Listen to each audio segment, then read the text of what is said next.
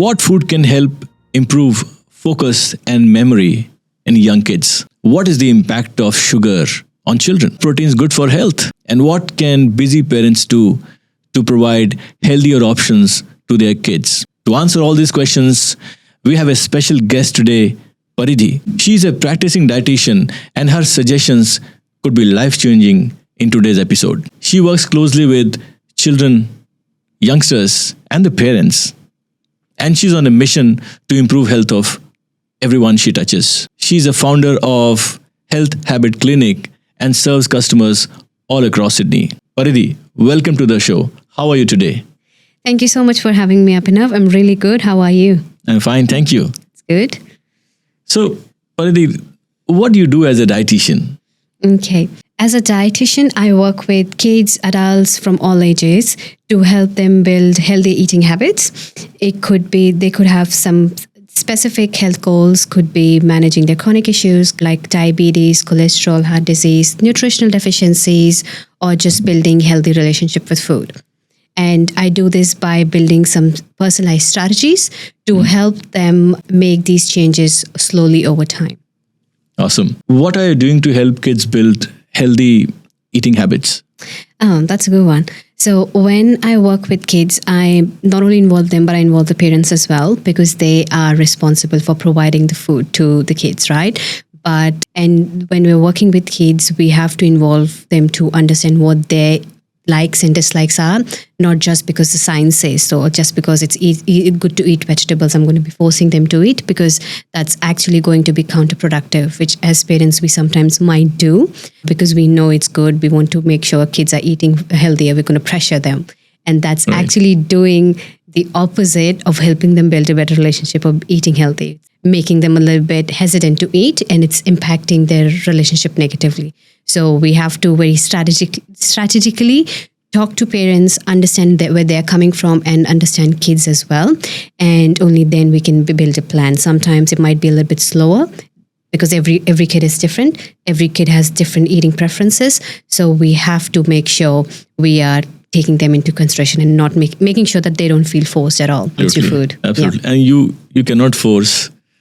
In today's time, you just cannot force on kids. So there has to be a plan of action. Yep, definitely. If I talk to parents and I ask them to do something for themselves, if they're not doing it just because I said it, how are they expecting kids to do it? Exactly. So my other question would be, what are the top 3 superfoods you want to recommend which can help children build their memory, focus, concentration? Oh, that's a really good question. And I think I get asked that a lot. Before I answer that, I want to make sure that we do understand these are just superfoods that are going to support.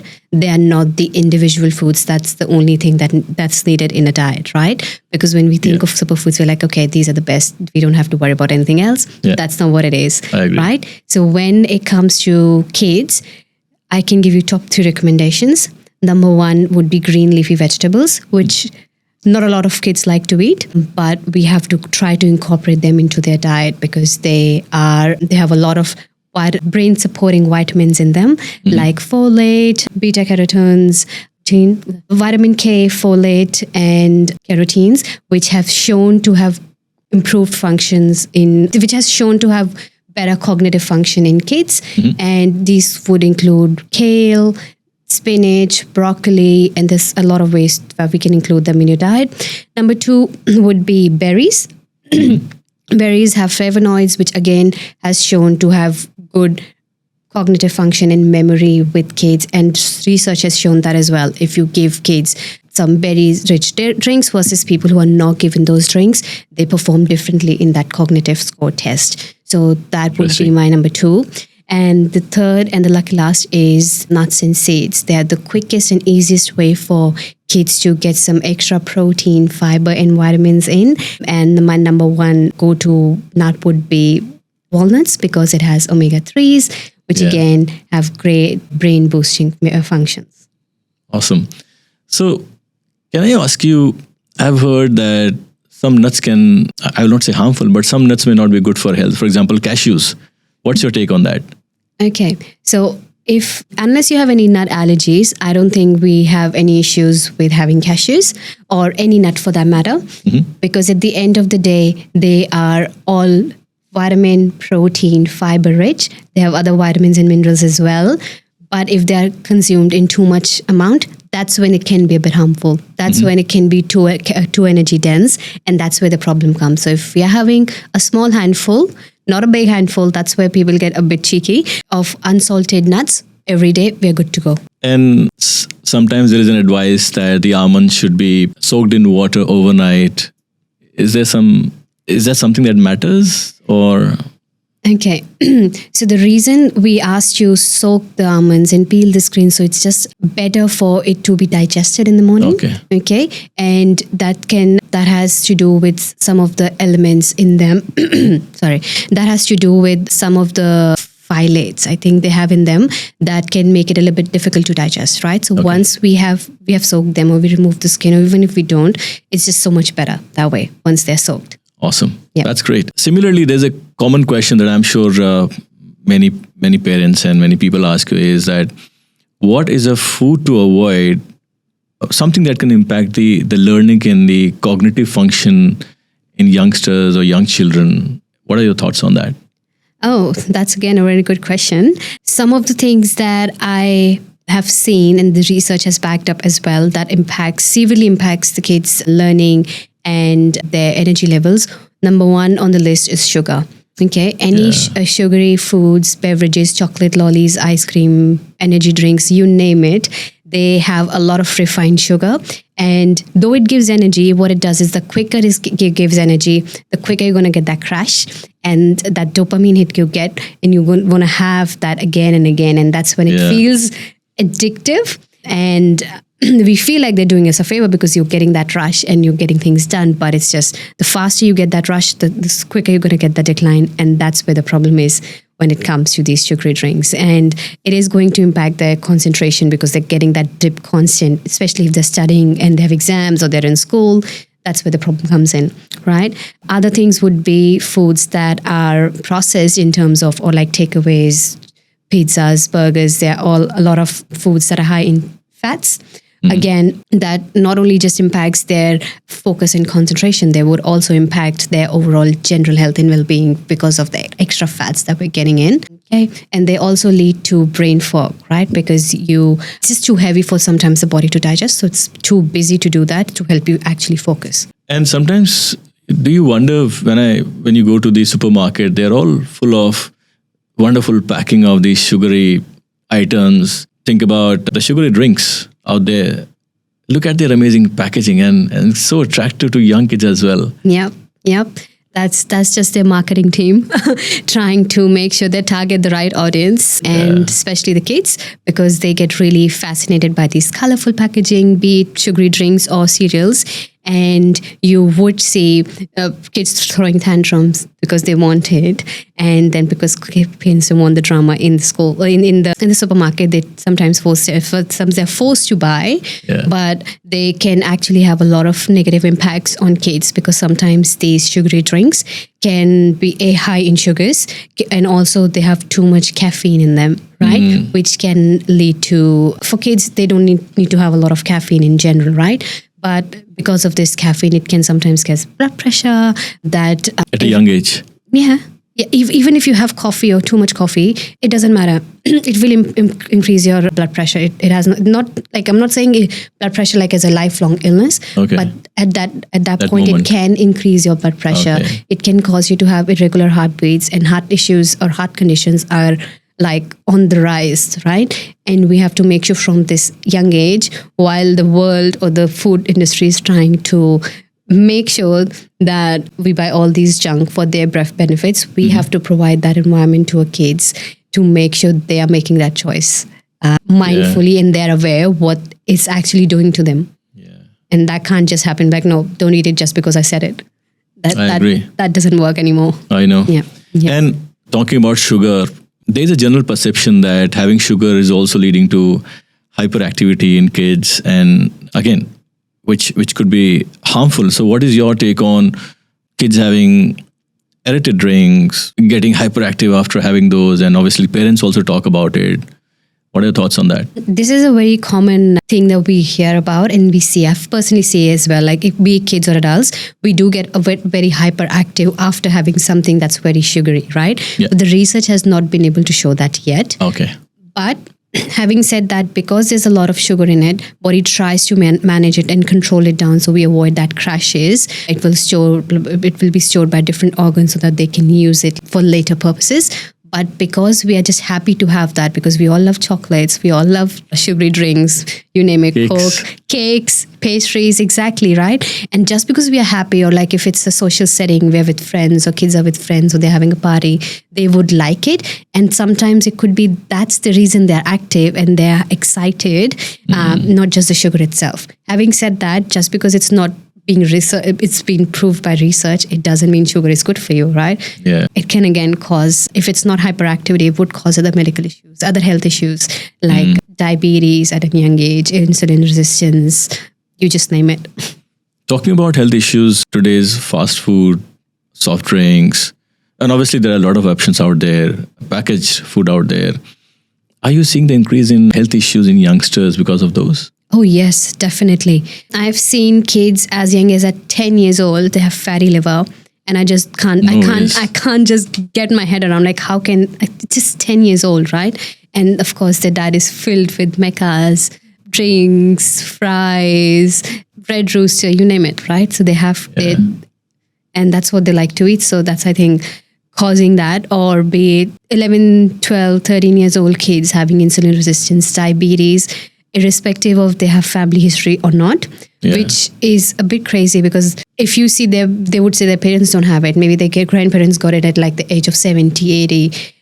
And the age at which kids are, or like their parents are getting these sort of lifestyle related illnesses is just getting slowly reducing, like from 80s, from my grandparents' generation to 50s and 60s. And now as early as 10, it's just I know. My kids are in cricket, and you'll be surprised to know that I know at least 4 to 5 kids who are wearing that machine on the arm to track their sugar levels. Yep. And even their parents are surprised why they got it in first place. Yep. Could be food, possibly. I mean, there are a lot of factors, but who would have thought the issues people would normally have after 50 or 60, young kids are getting it. Oh yeah, definitely. And of course, unless they have it from like some other issues or genetics and things like that, then they might then it's a possibility that they're getting it early. But if that's happening, and food does have a role to play in it. So that brings me to the next question. Do you recommend it's good to have homemade food, or we still have some healthier options out there? How do you tackle this debate? That's a very fun debate to tackle, because when I see parents coming in, or like any of my clients, they are either like too much into junk and they want to shift to completely homemade food or not eating at all. And sometimes that homemade food could be like frozen pizza. Just because it's frozen and you're defrosting it at home, it doesn't make it less healthy, does it? But it is about finding that balance, what works best for kids and for adults. We should be aiming to at least 80 to 90% of the time we're choosing healthier options. And that the next 10 to 20% is for busy days, occasions, birthdays, Diwali, Christmas, and those sort of things, right? Because we want to make sure we're not restricting any sort of foods. The more you try to restrict anybody, the more they want to do it. That's how the brain functions. Right? I agree. So it is about, even when you're having if you're having homemade food, you have to make sure you're choosing foods that are high in carbs, protein, vegetables, which gives us the fiber. So it's a mix of everything that you want, rather than trying to completely avoid it. So it depends on how the lifestyle is. If parents are busy, they might have less days they're able to cook, and that's okay. Or maybe doing batch cooking and things like that. Yeah. But if you are cooking food at home, I will give you my example. Like, as growing up, I've always eaten a home cooked food, but it was always low in protein, always too much oil, always refined oil, reusing the oil. And those are the sort of things that don't really help us in any way. Of course, vegetables, they're cooking and stuff, that's fine. But protein is always lacking, and it still lacks in my parents' diet, and they just won't listen. So Yeah, I know. in their head, they're eating healthy Yeah. because they're eating home cooked food, but that is actually I not know. true, right? So that's where things get a bit tricky. And for every parents or every family, it might be a little bit different what healthy eating would look like, Yeah. or how it would change based on the day. And depending on where they are, that's how they can start to make that change. It doesn't I have agree. to be like, okay, no, this is a strict diet. This is how we have to do, because that doesn't work. I agree. We're all very And busy. it's funny because my elder one keeps telling his mom that you should increase protein in your food. So it's interesting because it's coming from him, who is more health conscious than probably my wife. So interesting. That's a great observation. So what food or the nutrients do you recommend as a part of healthy diet that people can have on a daily basis or regular basis? Yeah, okay. So, number one on the list for me would be carbohydrates. No matter what the world is saying that you have to avoid carbohydrates, Indians are too high in carbohydrates, carbohydrates are bad for you. Whatever the world says, it doesn't matter. At the end of the day, you need to eat carbohydrates. That's your best friend when it comes to your brain to function, right? Your Okay. brain doesn't care about protein, it doesn't care about fiber. It needs the carbohydrates to function, even if you have diabetes, right? So carbohydrates are something that when you eat, they're converted into sugar. That's what your body can take to give it energy, right? And that's okay. That sugar is not the problem, okay? So they are more like complex carbohydrates, or more like low GI carbohydrates, the glycemic index, because they're they have a lot of fiber in them, Okay. and that's what we need. That's what the body needs, no matter the age, no matter the gender. Everybody needs carbohydrates, and it could be like multigrain bread, or roti, or basmati rice, quinoa, millets. Millets are getting a lot of fame these days, but just because they're millets doesn't mean they don't have carbs. They might be a little bit better than wheat, but it doesn't mean that we don't need to eat wheat, or we need to avoid wheat. Let's not demonize any food, right? Some can be less healthier, that's fine, but let's just enjoy cultural food when it comes to that. And the opposite of the other sort of carbohydrates that can be more harmful could be like white bread or naan bread, like basically plain flour-based things, Yeah. pizzas, burgers. Those are the sort of things they can avoid when they're choosing the carbohydrates. Because especially for kids, they really need to eat that carbohydrates to get that energy, rather than from those sugary drinks. I agree. Okay. The number two would be protein.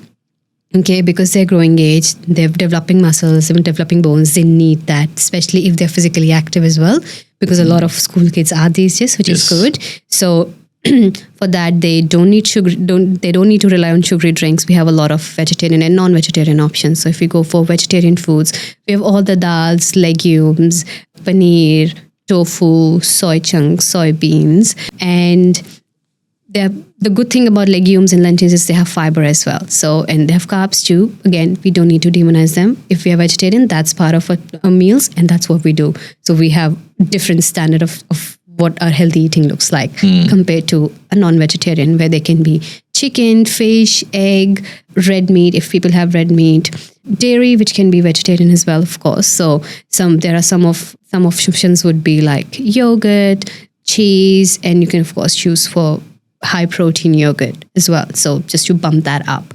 And lucky last would be omegas. So omega-3 is something that you can get from fatty fish, because they're really good for your brain function. And getting from some nuts, like I mentioned before, walnuts and other nuts, they are really good source of, they're supposed to be part of a healthy diet, and they can be a really good snack as well for kids, especially if they are doing those physical activity, or they're looking for some quick pickup.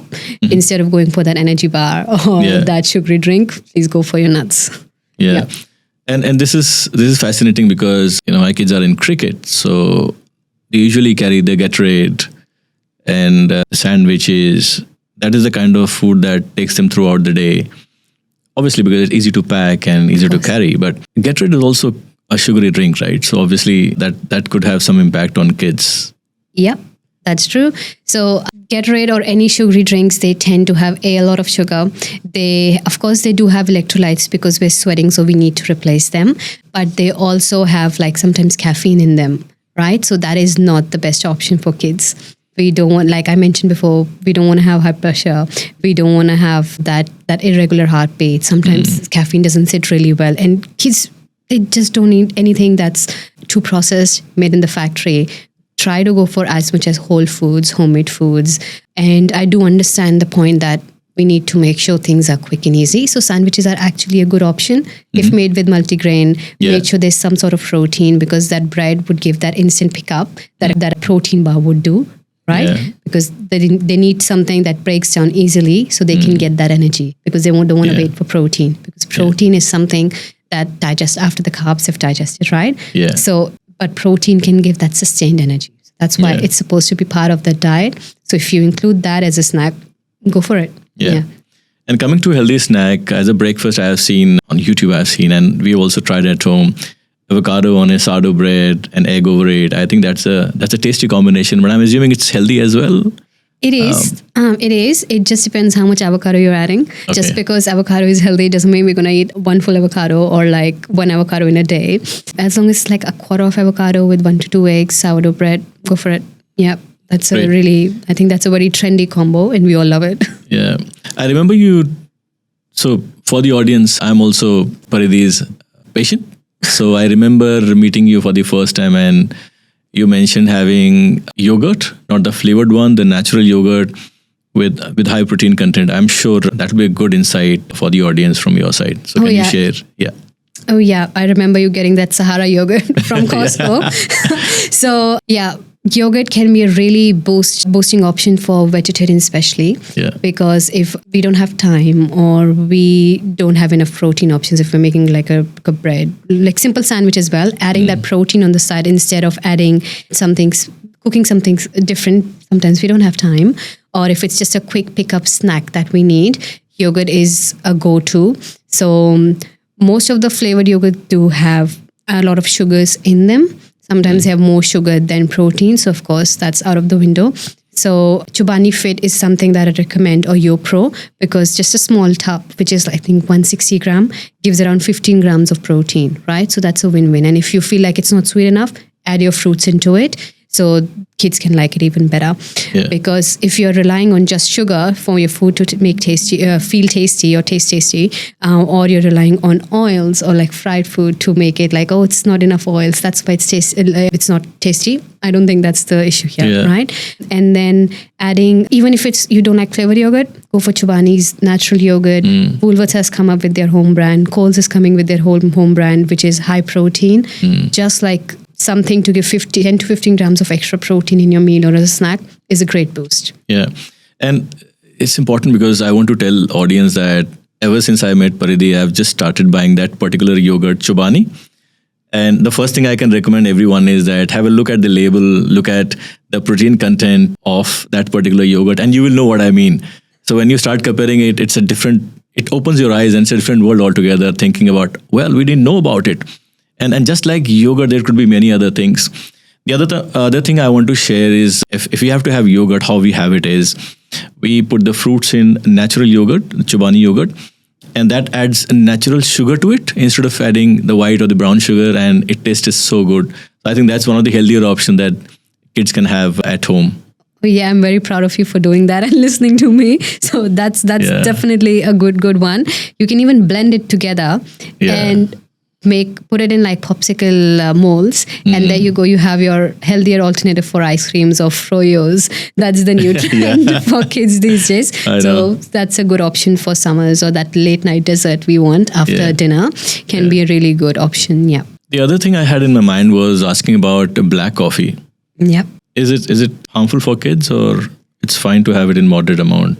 When I say kids, I'm saying youngsters. Is it fine? I'm telling you, many youngsters teenagers have started having coffee. What do you think about it?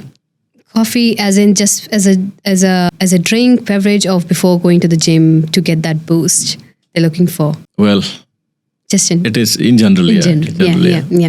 So caffeine, if it's in moderation, it's okay. Like maybe a cup of coffee in a day maximum, because I don't remember how much is recommended on top of my head. But again, like I mentioned before, too much caffeine is not good for kids because they're like smaller bodies, right? They're not like adults that we can have 2 to 3 cups of coffees a day. Yeah.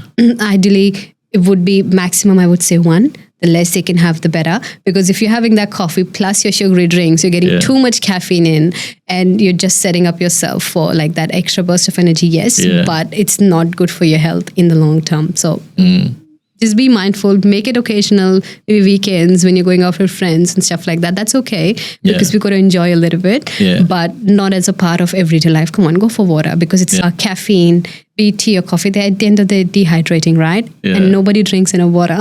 Yeah, I agree. So we need to replace that with water or coconut water if you want to. Yeah. Thanks. There is something very interesting I want to talk to you about, which is, as you know, many parents are getting their kids ready for selective and OC exams. Somewhere I read in the forum, in fact, in many forums I've read some parents recommending before the exam you give some lollies or chocolate or something sugary to the kids.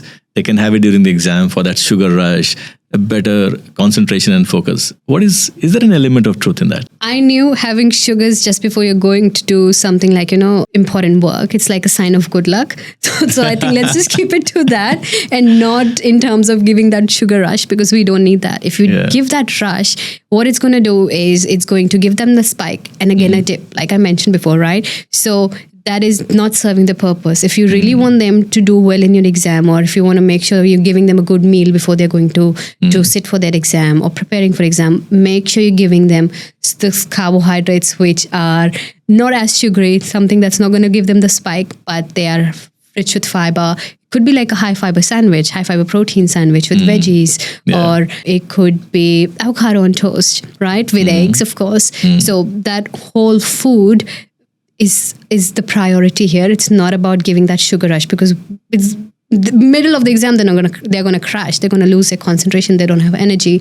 Brain is like, I'm hungry again, and brain can't focus, right? I agree. So that is a straight up myth, if I say.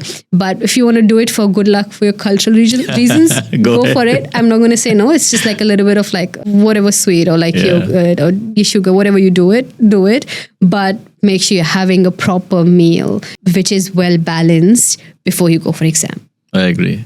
And look, there's a fun fact. What is common between YouTube shorts and sugar lollies? They both give a dopamine rush. I love that. That's a very good one. Yeah. Cool. That brings me to another question, which is about teenagers, including my own elder one. So kids have started taking protein shake, and there's a perception that it's going to help build muscles. What do you think about it?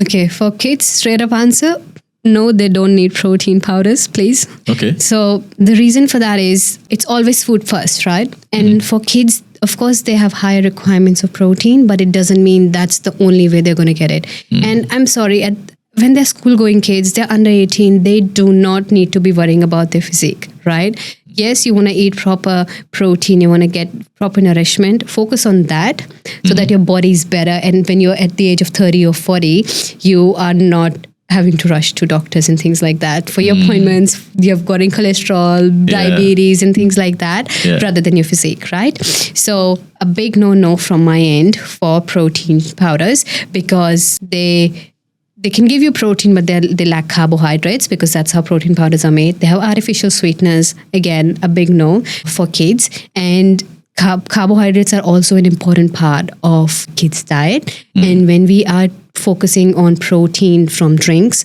or protein powders, we are missing out on that.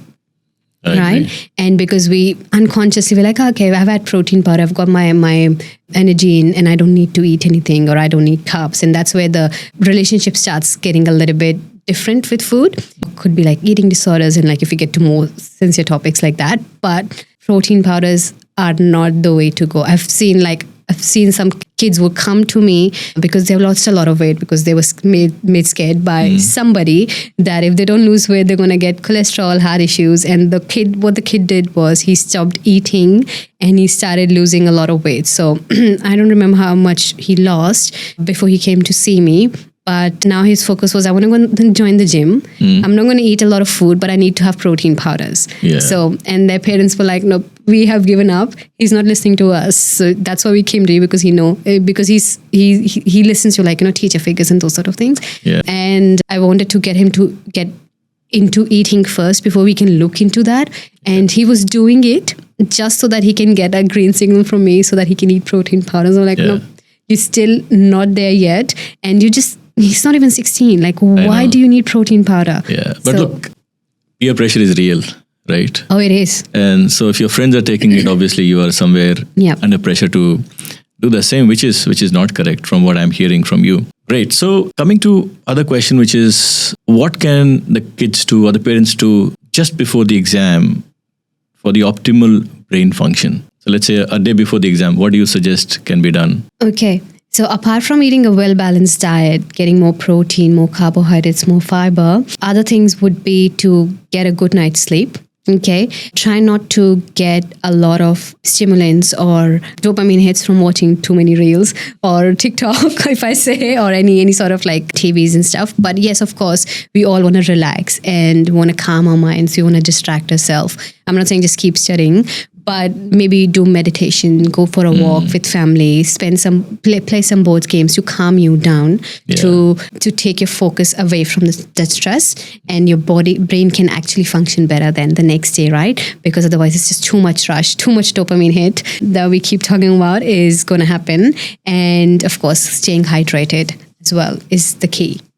So I think that brings me to a very important question, which is what drink is the best drink for kids? Okay, so no, one of the best drink in the world is water, and a lot of us don't drink enough water, right? But if we really want to have something during like activities or like like games and sports and stuff like that, it could be coconut water sometimes because it does have electrolytes that can help us to give that replenishment that we need and that energy that we need.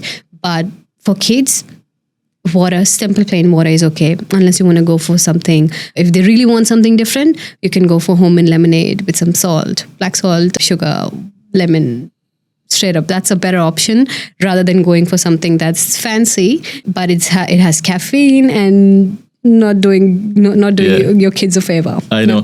And there's a very interesting story I want to share with you, which is around how I built my habit of having around 3 to 4 liters of water in a day.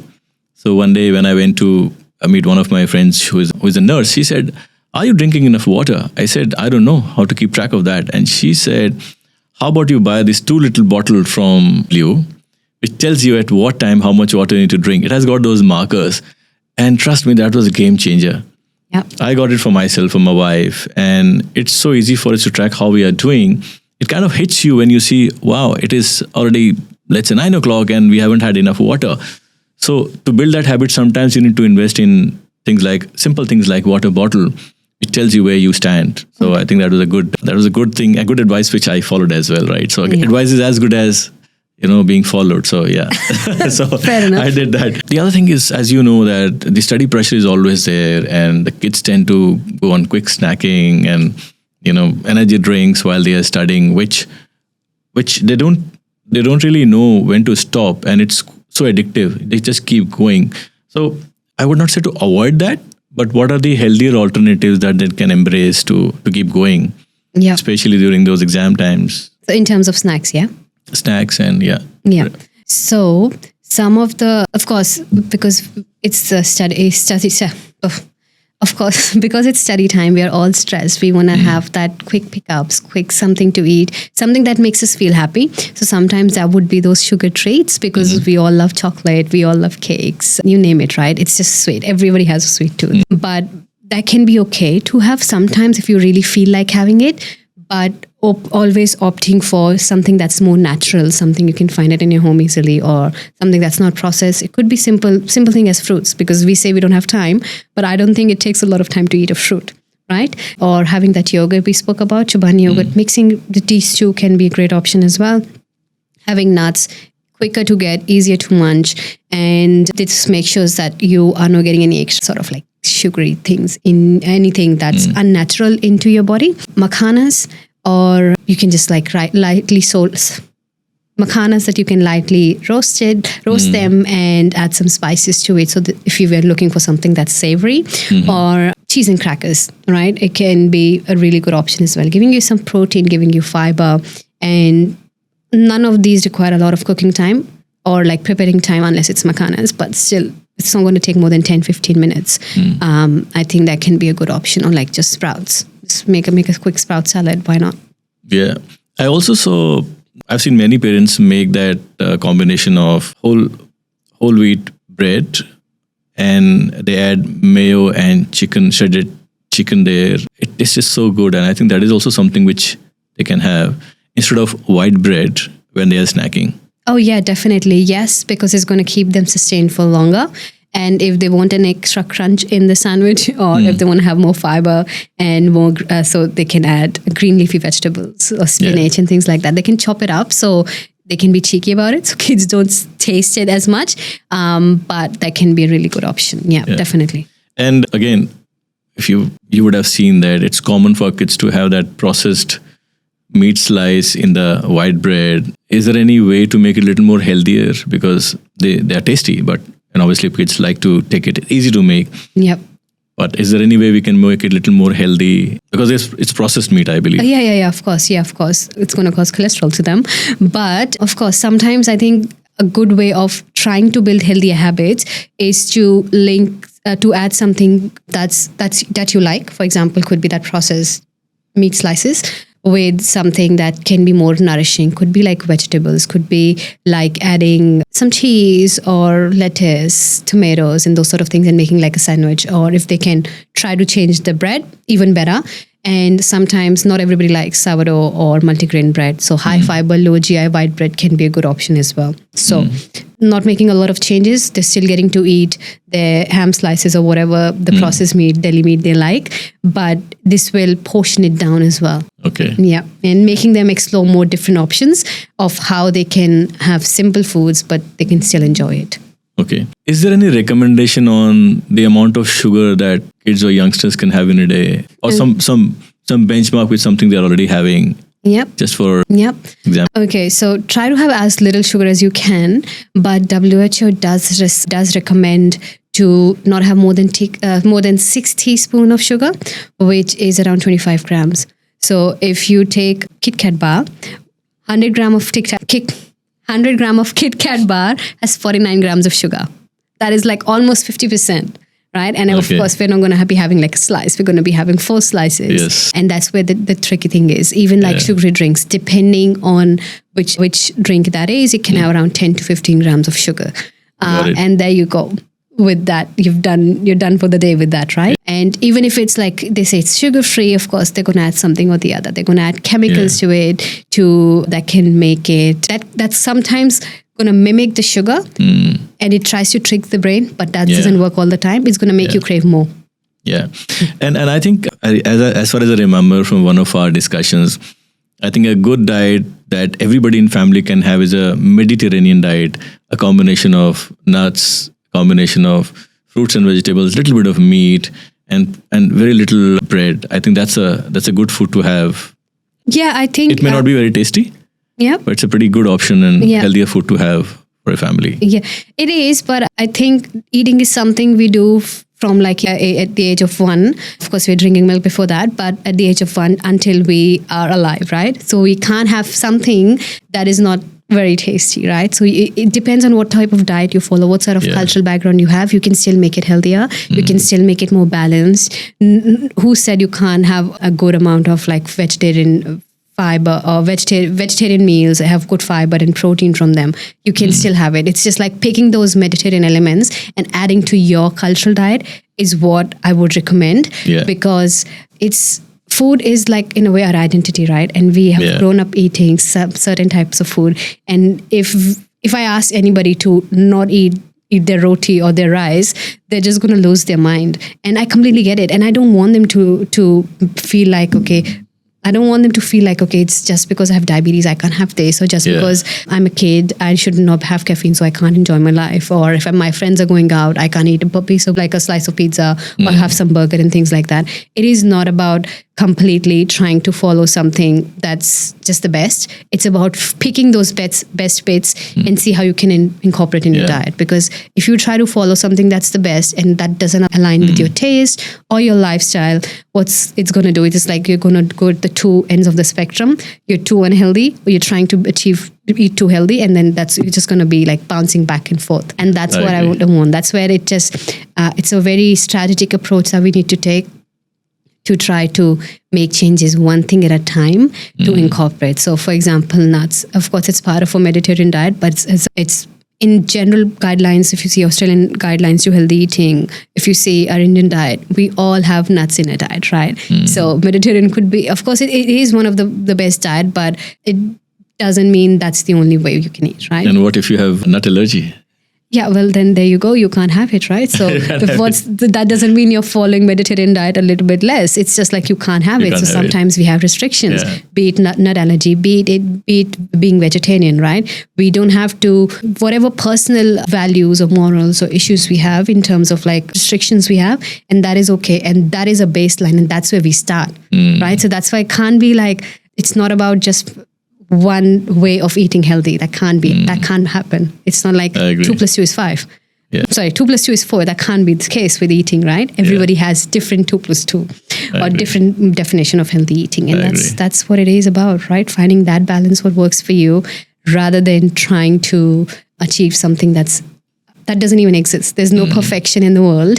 Even like moon is not perfect. Earth is not perfect. So like, why are we trying to make eating perfect? I agree. And look, we have to start this journey somewhere. So I think to your point, we are almost coming to the end of the podcast. But to your point, I just want to ask, what are the top 3 things that busy parents or busy families can start doing immediately to start their health-focused journey? Oh, that's a very good question.